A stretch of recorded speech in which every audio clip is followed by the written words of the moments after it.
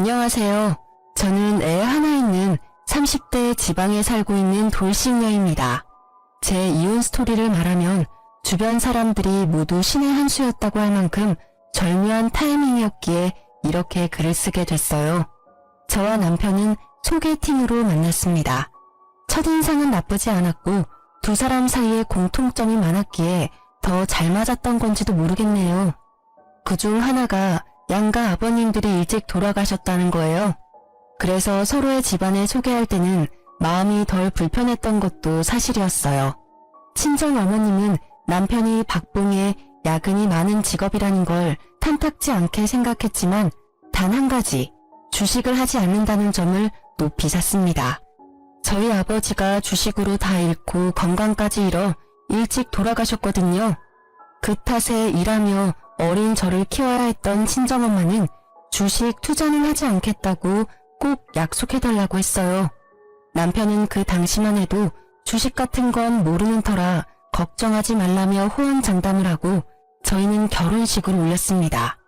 지방이라 집값은 그리 부담스럽지 않아 작은 평수의 아파트를 대출을 껴서 자가로 구입했습니다. 제 집이 있다는 것만으로도 벅찼던 우리는 조금 힘들겠지만 5년 안에 빚을 갚자고 생각하고 있었어요. 이때가 제 결혼 생활 중 가장 기쁘고 행복했던 시절이 아닌가 싶어요. 집에 들어갈 벽지, 바닥재, 싱크대며 인테리어를 고민하면서 즐거운 시간을 보냈죠. 그렇지만 하지 말라고 하면 더 하고 싶은 게 사람 마음인가 봐요. 결혼한 지 얼마 지나지 않아 남편이 가상화폐에 빠지게 됐다는 걸 알게 됐거든요. 집 대출금이 빠져나가야 할 날짜에 집 대출금이 빠져나가지 않았더라고요. 남편 월급이 생활비 통장으로 들어와서는 거의 대부분이 다시 남편 명의의 다른 은행으로 들어갔더라고요. 이상하다 싶어 남편이 퇴근할 때까지 기다렸어요. 자기, 집 대출금이 빠져나가지 않았던데 어떻게 된 거야? 월급이 들어왔다가 거의 대부분이 다른 은행으로 빠져나갔던데 혹시 뭐 쓸 데 있는 거야? 일단 급해서 내 돈으로 넣어두긴 했는데 진짜 무슨 일 있는 건 아니지? 그거 사실 이번 월급으로 비트코인 샀거든. 요새 다들 하잖아. 직원이 하고 있길래 나도 한번 투자해봤어. 뭐? 자기가 비트코인에 투자를 해? 당신 제대로 알고나 가상화폐 투자하는 거야? 생각보다 위험해. 남들 한다고 따라해서 되는 게 아니라고. 괜찮아. 가상화폐는 넣어두면 무조건 오르게 돼 있어. 이번에 좋은 정보가 들어왔거든. 다음 달 정도쯤에는 거의 20%는 오른다고 하더라고. 그러면 우리 그걸로 여행이나 갈까? 여행? 자기야, 나는 그 돈 필요 없어. 지금 넣은 건 조금 손해보더라도 다 빼. 그냥 우리 돈만 벌어서도 살 만큼은 살아. 지금까지도 괜찮았잖아. 그리고 자기 우리 엄마랑 약속했잖아. 주식 같은 건 안 하기로. 엄밀히 따지면 비트코인이 주식은 아니잖아. 그리고 이 정도는 다들 해. 솔직히 말해서 나 같은 박봉, 우리 같은 서민들이 개미처럼 부지런히 일해봐야 돈 버는 족족 나갈 뿐이잖아.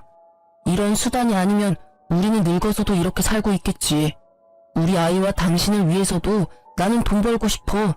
그리고 나는 그렇게 심하게 하는 편도 아니고. 이제야 말하는 거지만 나 좀 벌기도 했거든. 그러니까 걱정하지 마. 아니, 비트코인도 주식이랑 비슷한 거지. 주식보다 더 위험성이 높은 거 나도 알고 있거든. 그리고 정직하게 돈 버는 건 나쁜 게 아니야. 주식 좋지. 자기가 그만큼 주식을 잘 안다면. 그런데 주식도 아닌 가상화폐야. 전문가들도 위험하다고 하는 걸 굳이 당신이 시작해야겠어? 그리고 중요한 건 주식이냐 비트코인이냐 그게 아니야. 나는 주식이 싫어. 우리 엄마도 싫어하고. 결혼할 때 자기는 약속까지 했고. 제 행동이 과민한 반응이라고 생각했는지 남편의 표정이 나빠지더라고요. 하지만 저는 저대로 필사적이었어요. 물론 용돈벌이는 할 수 있을 거라고 생각해요. 남편이 100만원, 200만원 정도였다면 저도 그냥 눈 감아줬을지도 모르지만 이미 한 달의 월급 전체를 거기에 들이붓는다는 건 그 맛을 보고 중독이 시작됐다는 거와 같았거든요. 그렇지만 제 마음을 그 사람은 몰라주더라고요. 자기야, 이러면 우리만 뒤떨어져. 다들 영끌에서 비트코인 하는데 우리만 안 하면 우리만 손해보는 거야. 나처럼 월급 얼마 못 버는 사람도 충분히 대박칠 가능성 있다니까. 정신 차려. 그게 그렇게 쉬운 일이야? 그리고 내가 싫다잖아. 나는 그렇게 돈 버는 거 싫어. 솔직한 말로 10,000원짜리 한 장도 주식에 쓰고 싶지는 않아. 그냥 일한 만큼 돈 벌면 우리도 괜찮게 살 수 있어. 일한 만큼 돈 벌면 나가는 게 반이야. 그리고 우리 애도 태어났는데 애를 위해서라도 더 돈을 벌어야지.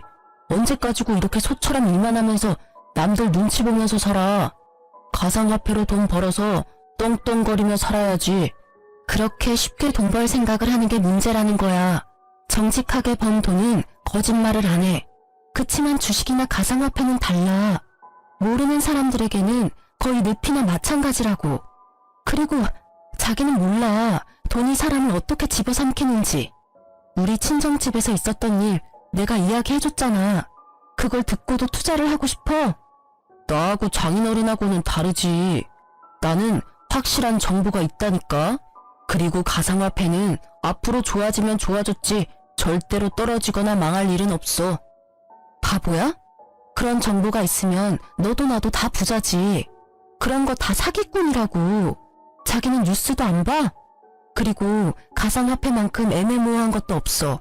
전문가들이 바보니? 그 사람들 경고는 안 봐? 나는 지금 코인이 잘 되고 있다고. 그래서 당신한테 말하고 있는 거야. 수익률이 잘 나오니까 월급까지 넣는 거고. 난 잘 되고 못 되고 간에 그냥 당신이 월급을 모조리 코인에 넣는 게 싫은 거라고. 내 말이 이해가 안 돼? 됐어.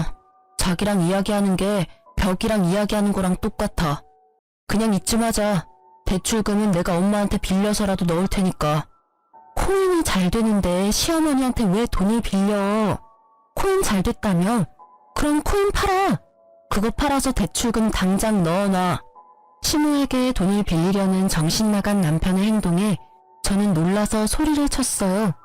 궁시렁거리는 남편은 팔고 싶지 않은지 머뭇거리다가 어디론가 전화를 걸었습니다. 엄마, 난데 돈 좀 빌려줘.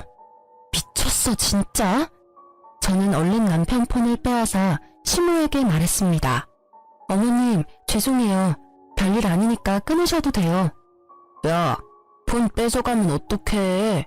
그리고 지금 흐름 좋아서 당장 못 뺀다고. 그렇다고 어떻게 시어머니한테 돈을 빌려달라고 할 수가 있어. 당신 생각이 있어? 도대체 이게 무슨 소리야? 차분히 이야기 좀 해봐라. 왜 돈을 빌려달라는 거야?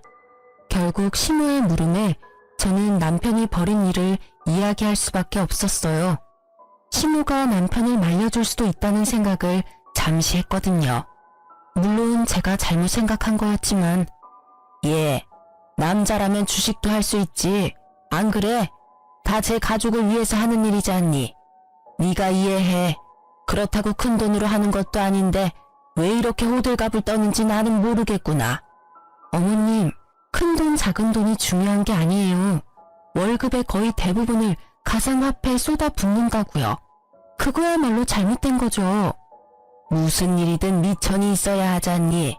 그거라고 생각하면 네 마음도 조금 편하지 않을까?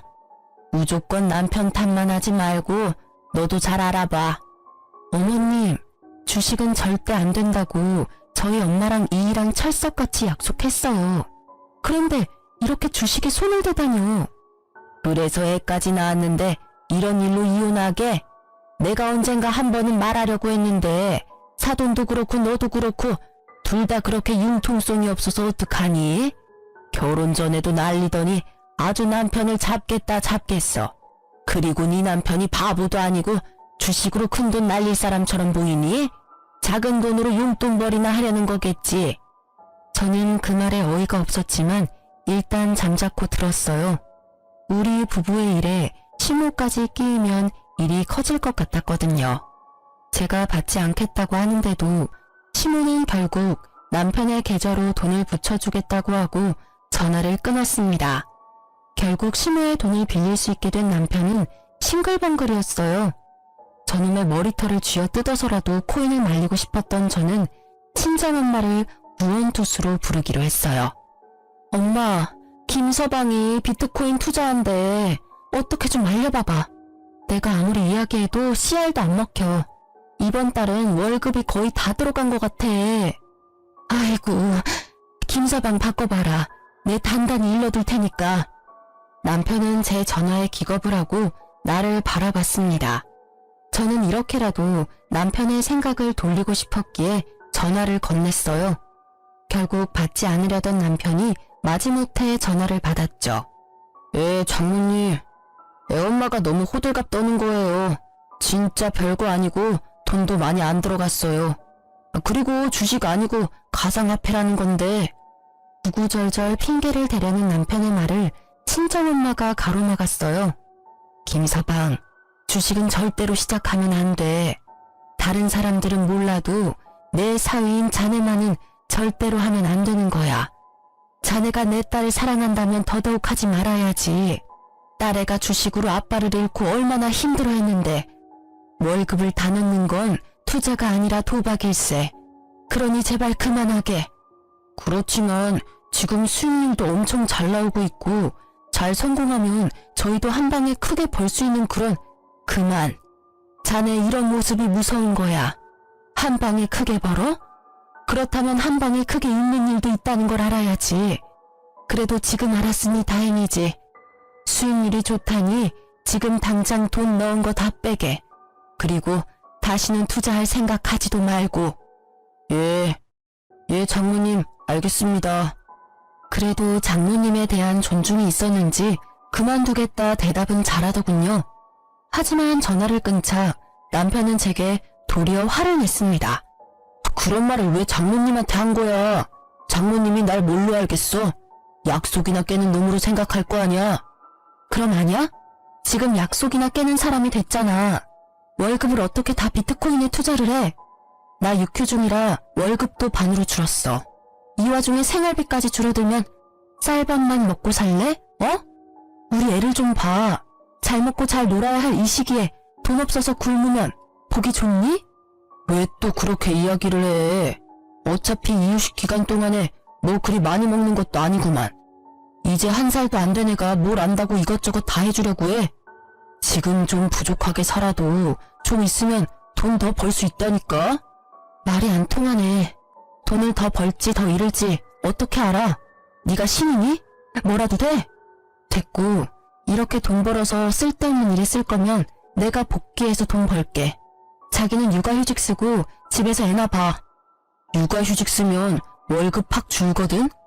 월급 줄라고 그러는 거야. 내가 돈 벌면 내가 알아서 생활비 꾸리면 되는데 자기가 돈 벌면 생활비는커녕 대출금까지 비트코인에 다 투자할 것 같으니까. 그리고 내가 생활비 관리할 거니까 자기 육아휴직 급여 통장은 우리 생활비 통장으로 들어오게 해줘. 지금처럼 그냥 생활비만 넣을게. 대신 나머지 돈으로 나도 쓸 수 있게 해줘야지. 이렇게 막는 게 말이 돼? 누가 뭘 막아? 생활비 통장으로 사고 싶은 거 사. 대신 현금 출금이나 송금은 안 돼. 그런 내역 있으면 당장 생활비 통장도 못 쓰게 막아버릴 거니까. 대출금 갚아야지. 그거 못 갚으면 우리 큰일 나. 결국 남편은 육아휴직을 쓰기로 하고 생활비 통장을 제가 관리하게 됐어요. 한동안은 육아로 바빠서 그런지 아니면 반성을 한 건지 비트코인에 대한 이야기는 하지 않더라고요. 생활비 통장도 깨끗하고요. 그래서 마음을 놓았는데 여전히 불안하기는 했어요. 재벌에 난 못 준다고 한 번 돈의 맛을 들인 남편님이 다시 코인을 찾을까봐 매의 눈으로 남편을 지켜봐야 했어요. 그렇게 시간이 지나면서 점점 남편이 정신을 차렸다고 생각하고 있었어요. 그렇지만 평화로움은 그리 오래가지 못했어요. 3달 정도 뒤부터 남편은 경조사비를 자주 요구하기 시작했어요.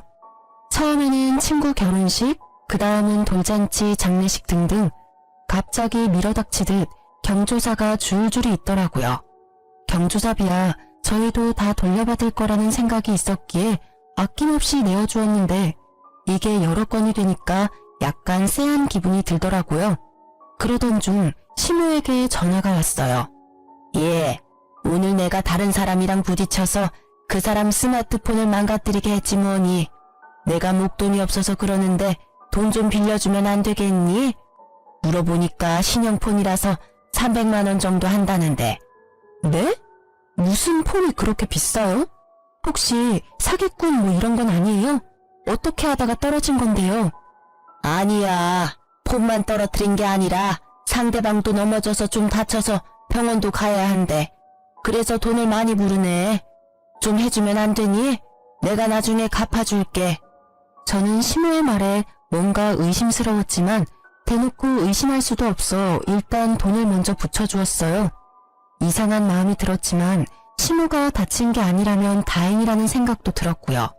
그리고 그날 저녁 남편이 애를 씻기러 들어가고 저는 식탁에 앉아서 밥을 먹으려는데 남편 폰이 울리더라고요. 대출금 상환 문자가 왔는데 발신인 번호가 제가 아는 은행 번호가 아니더라고요. 우리 집 대출금이 나가는 금융기관이 아니라 제2금융권이었어요. 처음에는 이게 무슨 대출금인지 몰라서 했는데 곧 그 문자에 제 머릿속이 분노로 가득 찼어요. 몰래 받은 대출금. 그 대출금이 생활비 통장으로 들어오지 않았다는 건 저 몰래 대출을 받아서 가상화폐를 한 것이 틀림없어 보였거든요. 저는 분노로 머리가 터질 것 같은 기분으로 욕실 문을 두드리며 남편을 불러냈어요. 야, 당장 나와봐. 갑자기 또 왜 이래? 야라니. 집에서 애 보느라 고생하는 남편한테 야가 뭐야? 그리고 애가 놀라 당신 목소리에.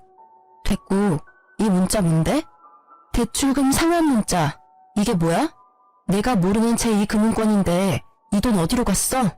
생활비 통장에 안 들어왔는데 이거 뭐 하는데 빌린 돈인데. 뭐?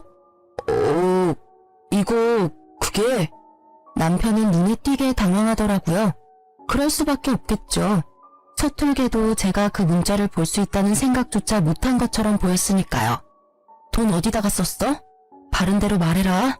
거짓말하면 나 진짜 당신 금융기록 다 뒤져서라도 찾아낼 거야. 그때는 이렇게 안 넘어갈 테니까. 설마 또 코인은 아니지? 추궁하는 제 말에 남편의 눈이 제 얼굴을 피하더군요. 딱 보니 감이 왔어요. 가상화폐에 또 넣었구나 싶었죠. 너 비트코인을 대출까지 받아서 하는 거야? 조용하다 했더니 뒤에서 아주 호박씨를 깠네. 나랑 엄마 속이고 또다시 손을 댔어? 그래, 대출금이 총 얼마야? 그게 얼마 안 돼. 진짜로 코인 잘 되면 곧 다 갚을 거야. 그래서 얼마나 빌렸냐고. 5천만 원 정도. 신용대출이랑 차 담보 대출이랑. 뭐? 5천? 미쳐도 아주 단단히 미쳤어. 코인이라는 도박에 완전히 맛이 갔네. 말해봐. 비트코인 망했지? 네가 코인이 잘 됐으면 돈을 빌릴 턱이 없어. 뭐가 지금 안 풀리니까 돈을 빌렸을 거 아니야. 아니야. 처음에는 수익률이 좋았는데 요새 좀 나빠지고. 근데 그게 원래 나빴다 좋았다 하는 거라 좀 놔두면 또 오를 거야. 그게 오를지 안 오를지 자기가 어떻게 아는데. 수익이 안 오르면 거기서 멈추면 될 일이지. 왜 돈을 빌려서까지 코인을 해? 내가 이 상황을 이해 못하는 내가 이상한 놈이야? 아니면 이 상황에도 돈을 빌리는 네가 이상한 놈이야, 대답 좀 해봐. 자기야, 제발 진정해. 이거 이번에는 진짜 확실한 정보라서 절대 오를 거야. 이번에 수익률이 진짜 대단하다더라고.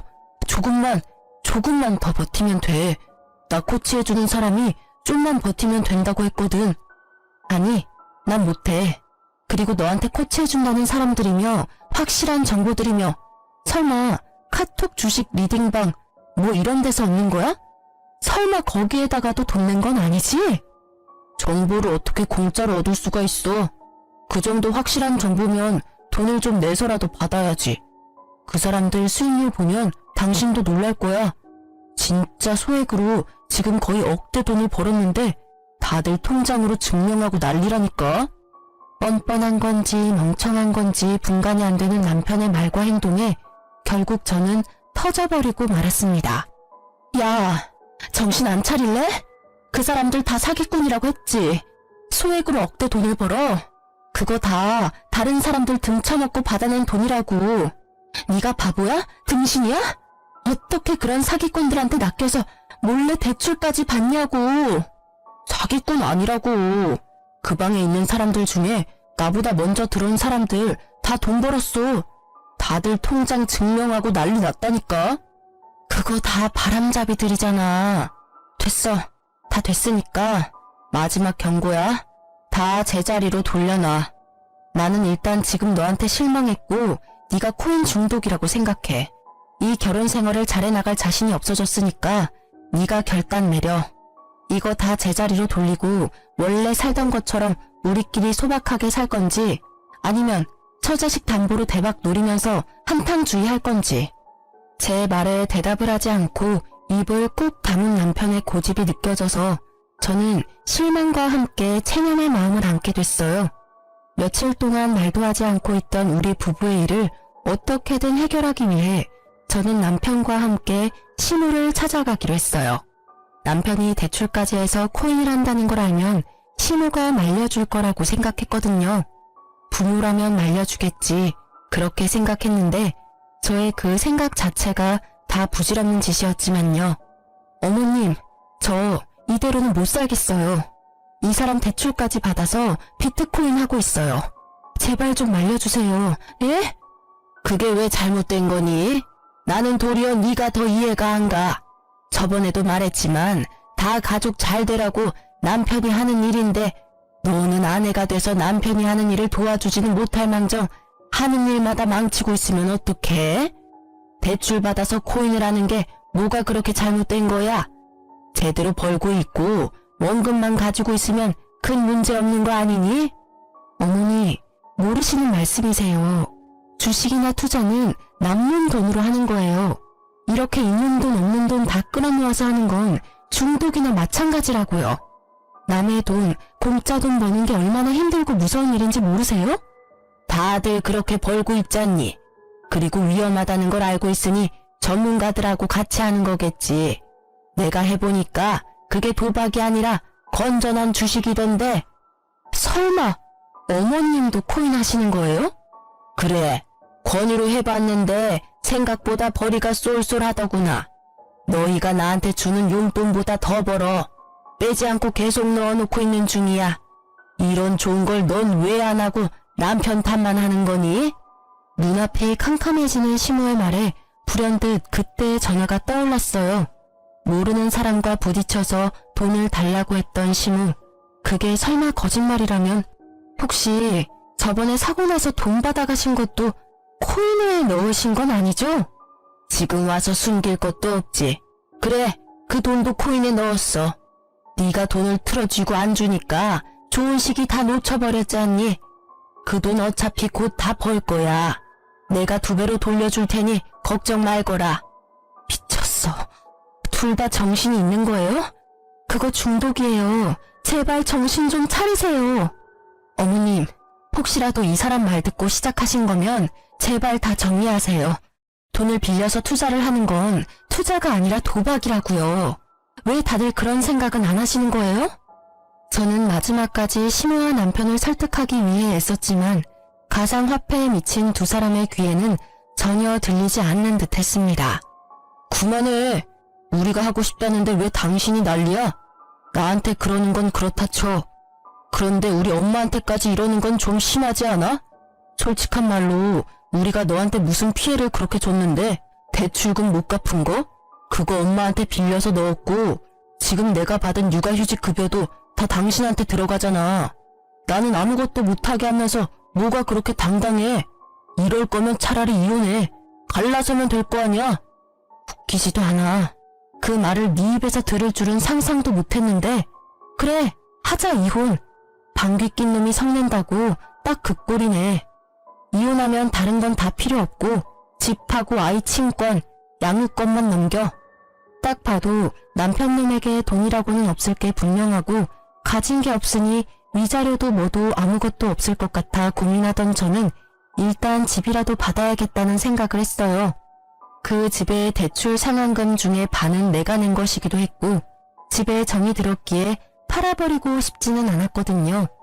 그런데 대출금 상환 능력도 없는 남편놈이 갑자기 안 된다지 뭐예요? 지금 생각이 있는 건지 없는 건지 저는 답답한 마음에 쏘아댔습니다. 뭐? 집? 그건 좀 곤란한데. 당신한테 집 주고 나면 나는 남는 게 없잖아. 그렇게 머리가 안 돌아가? 당신 그 집 갖고 가서 대출금 매달 낼 자신 있어? 지금도 월급을 코인에 다 갖다 바치는 주제에 입만 살아가지고는. 어차피 팔면 대출금 빼고 나머지는 건질 수 있잖아. 설마 당신 그 돈이 자기 거라고 생각하는 건 아니지? 그 상환된 대출금에 내 돈도 반은 들어가 있고, 그거 아니라도 이 이혼의 가장 중요한 논점은 당신 코인 중독이야. 와이프 모르게 대출받아서, 그것도 여러 건을 반복해서 대출받아서 돈 생길 때마다 가상화폐 한 거 명백하게 당신 쪽에 문제가 있는 거라고. 그건 당신 생각이고 나는 중독 아니라고 몇 번을 말했지. 왜 사람을 계속 중독으로 몰아가는 건데. 그래야 네가 위자료 받을 수 있을 것 같아? 꿈 깨. 나는 아무것도 너한테 못 줘. 아니라고 생각하는 당신 머릿속에 꽃받친 거겠지? 그 쓸모없는 머리는 단순한 계산도 못하는 거야? 이런 가상화폐 중독은 친권과 양육권도 못 가져가. 합의가 아니라 소송하고 싶으면 해도 돼. 난 자신 있고 소송으로 가면 내가 받을 돈 더 많아질 거 예상하니까. 그래도 안 돼. 그 집 놔두면 집값 더 올라갈 건데. 그래? 그러면 네가 돈으로 해결보면 되겠네. 나한테 돈이 어디 있다고 계속 돈 타령이야? 비트코인 팔면 되잖아. 좀 벌었다며. 그러니까 코인을 팔아서 나한테 위자료를 주면 되지. 그것도 재산은 재산이니까. 그건 절대 안 된다고 말했다. 놔뒀다가 가격 지금보다 더 올라가면 팔 거야. 그러면 무슨 돈으로 나한테 위자료 줄 건데? 퇴직금이라도 중간 정산할 거야? 퇴직금 이야기에 신호가 갑자기 우리 이야기에 끼어들었습니다. 예, 집은 언제 팔릴지 몰라. 그리고 집값은 어떻게 될지도 모르고. 팔아봐야 은행 대출 다시 돌려주고 나면 얼마 안 될 건데 그냥 집 줘버리고 합의 이혼해. 그게 속 편하겠다. 아이 친권과 양육권에 대해서는 입도 뻥끗 안 하는 두 사람의 모습이 너무도 가증스러워 치가 떨릴 지경이었어요. 어떻게 지 새끼 지 손주 생각은 하나도 안 하고 그저 돈. 이미 이때는 있던 정도 다 떨어졌어요. 그리고 퇴직금에 눈을 빛내는 두 사람을 보아하니 그거 빼서 코인 투자할 것 같다는 생각이 들었습니다. 결국 합의 이혼하게 된 저는 이후 절차에 따라 집을 제 명의로 바꾸었어요. 대출금의 압박이 있었지만 그건 생각해둔 바가 있었기에 크게 신경 쓰지 않았죠. 그렇게 명의 변경한 당일 저는 남편 짐을 모조리 싸서 시모 집으로 보냈어요. 남편은 뭐가 그리 급하냐고 역정을 냈지만 저는 두 사람 꼴도 보기 싫었거든요. 있는 재산 없는 재산 다 긁어 모아서 코인에 투자하는 남편과 시모가 뭐가 좋다고 옆에 더 데리고 있고 싶겠어요. 남편부터 쫓아낸 저는 친정엄마를 저희 집으로 모셨어요. 친정엄마가 살던 작은 빌라를 팔고 그 돈으로 저희 집 대출금을 상환했죠. 그리고 매달 내던 제 대출금은 매달 친정엄마 용돈으로 드리기로 했어요. 한 달쯤 지났을까요? 남편이 집으로 찾아왔더라고요. 아이가 보고 싶다나 뭐라나. 이혼하자며 큰 소리 떵떵 칠 때는 우리 딸 이름 한자도 꺼내지 않더니 갑작스레 딸이 보고 싶다는 말이 믿음이 갈 리가 없잖아요. 딸이 보고 싶다는 가짜는 핑계 같은 거 대지 말고 하고 싶은 말 있으면 해. 이야기는 들어줄게. 우리 이혼하는 거 다시 한번 생각해보면 안 될까? 그게 무슨 소리야? 우리 이미 그 이야기는 다 끝냈다고 생각하는데 너도 나도 시어머니까지 동의한 거 아니었어? 이제 와서 두말하는 건 아니지? 나는 이미 생각 끝났어. 너무 냉정하게 끊지 말고 잘 생각해봐. 애한테는 아빠도 필요하고 무엇보다 나한테 당신이 너무 필요해. 입이 삐뚤어져도 말은 똑바로 해야지. 당신이 필요한 건 내가 아니라 내가 벌어다 줄 돈이잖아. 그런 식으로 말하지 말라니까. 물론 돈도 지금 없기는 해. 그래도 그것만으로 이혼 다시 생각해보라는 건 아니라고. 2번 다시 가상화폐는 안 할 테니까 다시 돌아와 줘. 당신 돈이 왜 없어? 집 대출금 상환액만 해도 100만 원 남짓이야. 그거면 지금 가지고 있는 대출도 충분히 갚을 수 있어. 게다가 퇴직금도 있잖아. 그거 받아서 대출 상환하면 끝이지. 그 꼴을 보니 그 돈도 다 가상화폐에 넣었겠네? 그게... 쭈뼛거리며 불쌍한 표정을 짓는 남편놈을 보니 딱 견적이 나오더라고요. 집어릇게 못 준다고 결국은 가상화폐에 다시 털어놓은 것 같았어요. 진짜 잘 되고 있었는데 이번에는 재수가 없었어. 내가 투자한 가상화폐가 갑자기 유의 종목이 돼서 결국은 하나도 못 건졌다 그거지? 이거 봐. 내가 뭘 했어? 사기꾼들 손에 놀아나지 말라고 했지. 됐어. 더 이상 이런 주제로 이야기하는 것 자체가 싫다. 다른 데 가서 알아봐. 매몰찬 제 말에 남편이 갑자기 무릎을 꿇더니 제 바짓가랑이를 붙잡고 늘어졌어요. 그 모습이 처량하고 딱한데 딱 거기까지였어요.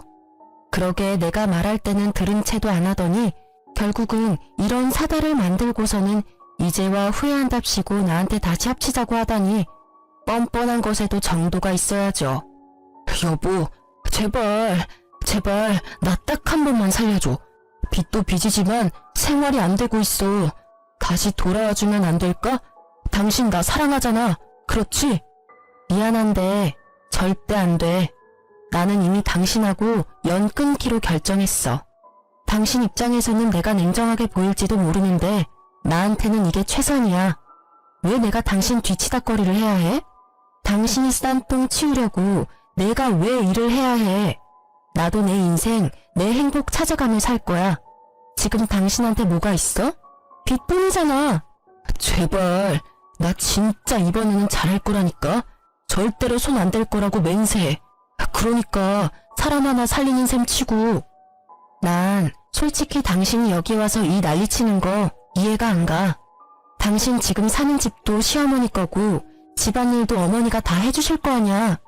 너는 돈만 벌어서 지금 대출금 다 갚으면 되는 거고 뭐가 문제야? 사실 엄마도 내가 들어갔던 리딩방에서 준 정보로 투자했거든. 그리고 엄마 집도 담보로 대출까지 빌렸더라고. 근데 이건 정말 내가 시킨 거 아니야. 엄마가 그 정보에 혹해서 대출을 받아서. 이거 봐. 주식 같은 거에 중독되면 도박 중독이랑 똑같다고. 내가 뭘 했어? 친절하게 그거 사기꾼이고 그런 대박 정보 같은 거 없다고 했을 때 알아서 거기서 기어 나왔어야지. 그저 한탕할 생각에 붙잡고 있으니 휴지 쪼가리 돼서 쪽박 찼잖아. 퇴직금은? 설마 당신 퇴직금도 거기 넣은 건 아니지? 퇴직금도 넣었어. 그치만 진짜로 다음번에는 안 그럴 자신 있어. 그때 상한가에 제대로 팔기만 했어도 이러고 있지는 않을 거라고. 너한테는 내가 입 밖으로 내는 말도 아까워. 다음번? 다음번에도 또 할 거면서 나한테는 다시는 손 안 댈 거라고? 에라이 나쁜 새끼야. 그래놓고 우리 아이 생각하라고? 아주 지랄을 해라, 어? 당신은 반성 같은 거 할 생각도 없고 하고 싶지도 않잖아. 어디서 거짓말을 하고 난리야. 아니야. 진짜로 마음 고쳐먹었다니까. 엄마랑 나 지금 생활비도 없어서 공과금 낼 돈도 없어. 그러니까 제발 우리 이혼 다시 생각해보자. 지금 장모님이랑 같이 살고 있는 것 같은데 다 같이 살면 되잖아. 우리 엄마는 당신 꼴도 보기 싫대. 엄마 충고도 무시하고 이런 짓을 벌인 주제에. 그래, 가상화폐 할 때는 우리 엄마 생각이나 했겠니? 아쉬우니까 와서 이러는 거 다 알아. 그리고 경고하는데 당신은 나한테 돈 빌리러 오면 안 되는 사람이야. 양육비 한 번이라도 못 받으면 지구 끝까지 쫓아가서 받아낼 거니까. 양육비 소리에 그놈의 얼굴이 새파랗게 질리더라고요. 여기 와서 이럴 입장이나 돼요? 저도 엄연히 돈을 받아야 하는 입장인데 말이죠. 내가 양육비를 받기 위해 충고해주는데 저녁에 일 마치고 투잡을 뛰면서 돈 마련하던지 해. 그렇게 하면 양육비 정도는 낼 수 있을 거야. 저의 친절한 해결 방법에도 그놈은 힘들게 돈 벌 생각은 없는지 입을 삐죽하게 내밀고는 시무룩한 얼굴로 나가더라고요. 책임감도 없고 죄책감도 없는 저놈의 뒤통수를 한 대 때려주고 싶었지만 꾹 참았어요. 그래, 빠져나온 게 다행이라고 저를 다독이면서 말이죠. 그렇게 저희는 완전히 남이 되었습니다. 그때 그 개운함이란 잘못했으면 그놈의 부채를 저도 같이 떠안을 뻔했잖아요. 일을 저지른 사람이 그 일을 책임지고 해결하는 게 맞잖아요. 그 뒤로 들려온 소식도 그렇게 좋은 소식은 없었어요.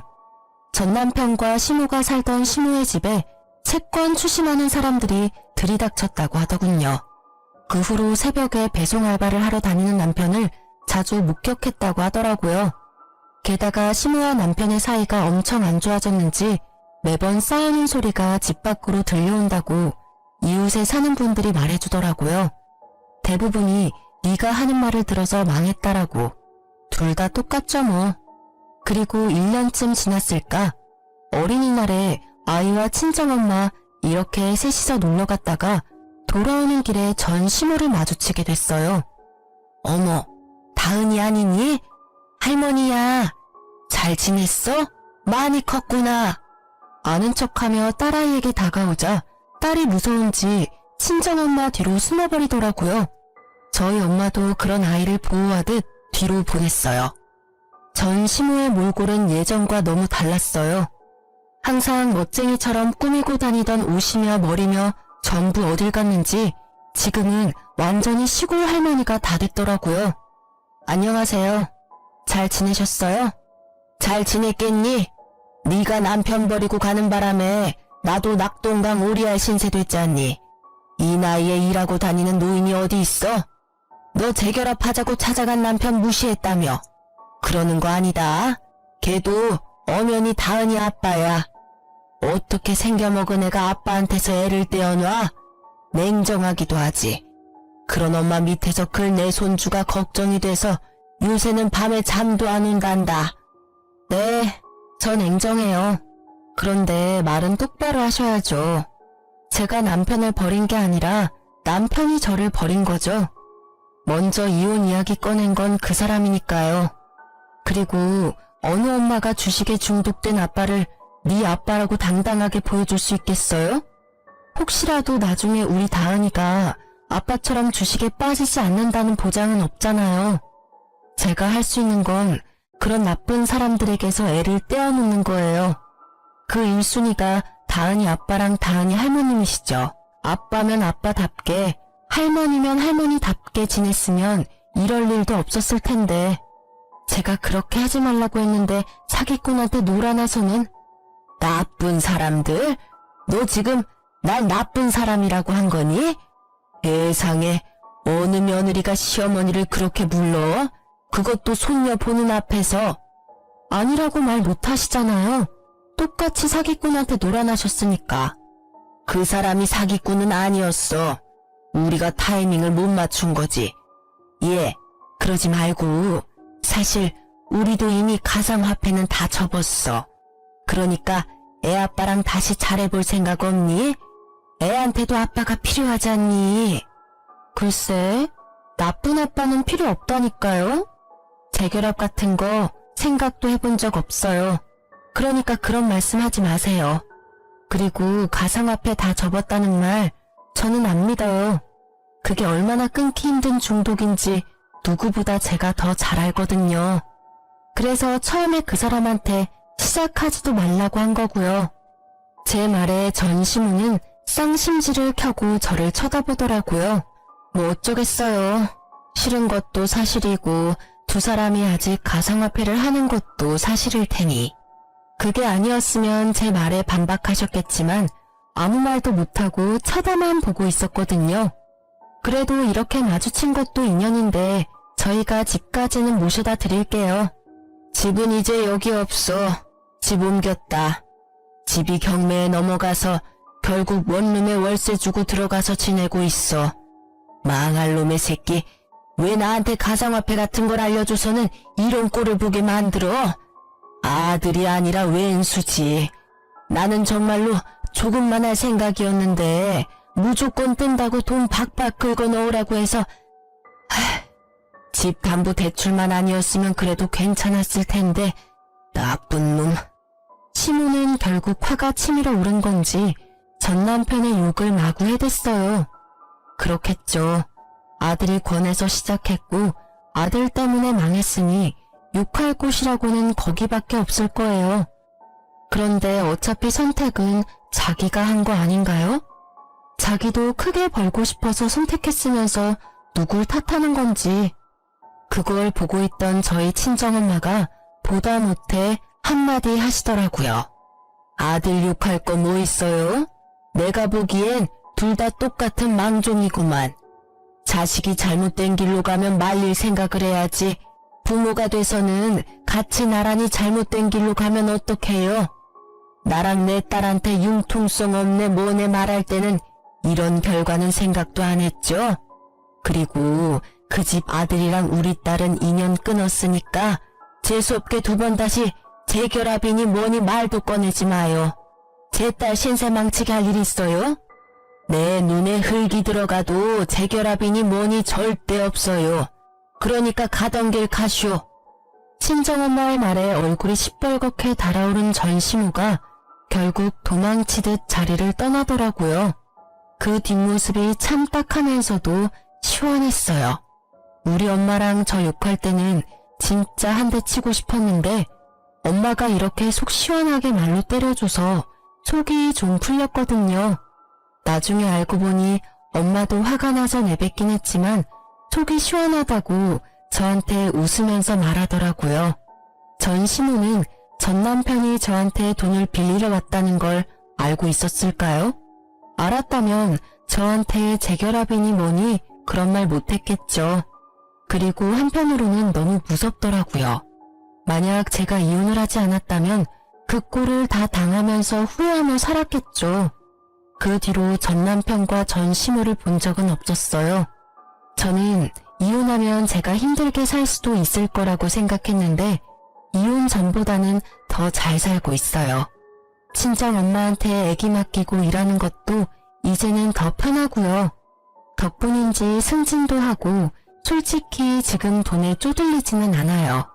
그럼에도 내 아이를 위한 양육비는 꼬박꼬박 받아내고 있어요. 내 아이 앞길에 조금이라도 도움이 된다면 꼭 받아내는 게 맞는 일이죠. 전 남편이 보내는 양육비는 매달 들쭉날쭉이지만 일단 보내고 있다는 것만으로도 다행으로 생각해요. 그나마 완전 탕진은 아닌 모양이라고 생각하며 한시름 놓죠. 제가 이혼 과정 중에 가장 잘한 일은 대출금을 떠안고 집을 받아온 거라고 생각해요. 처음에는 돈을 받아오지 않아서 큰일이라도 생기면 어쩌나 싶었는데 집값도 조금 올랐고 친정엄마 덕분에 대출금도 사라져서 실보단 득이 더 많거든요. 인생의 타이밍이라는 게 얼마나 중요한지 이번에 이혼을 하면서 깨달았어요. 전 시무와 전 남편의 망한 꼴을 보니 제가 그때 빨리 탈출한 것이 신의 한 수였다는 걸 알게 됐거든요. 만약 조금이라도 늦었다면 저까지 그 빚더미에서 벗어나지 못했을지도 몰라요. 사연글을 쓰다 보니 정말 절체절명의 순간이었다는 걸 다시 한번 실감하게 되네요. 이렇게 긴 글을 읽어주셔서 감사합니다.